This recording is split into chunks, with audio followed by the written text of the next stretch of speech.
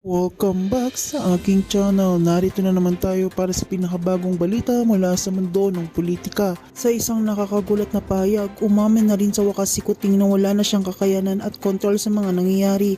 Halos hindi makapagsalita si Kuting sa harap ng media habang inaamin niyang siya ay isang bangag. Walang saysay, walang kapangyarihan at tuluyan ang iniwan ng kanyang pinagkakatiwalaang kaalyado.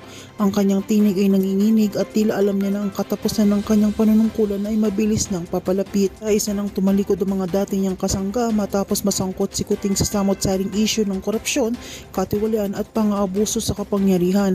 Ang dating matibay na pader na sumusuporta mula sa kanyang partido ay gumuho ng parang abo sa hangin. Maging ang mga matataas na opisyal na minsang pinagmalaki si Kuting ay tahimik na ring umaatras sa eksena. Ayaw madamay sa nalalapit na pagbagsak ng leader na minsang tinawag nilang haligi ng pagbabago.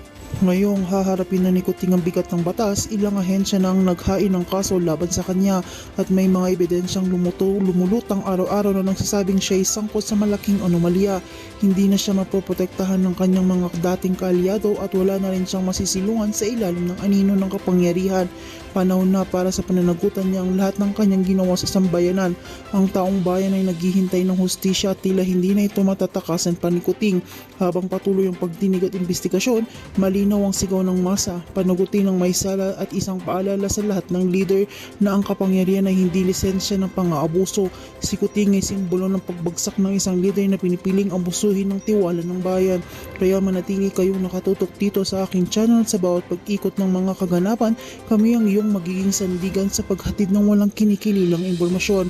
Huwag kalimutan i-like, i-share at i-subscribe para lagi kayong updated sa mainit na balita mula sa mundo ng politika. Hanggang sa susunod maging episode, mag-ingat, magpasit at maging mapanuri.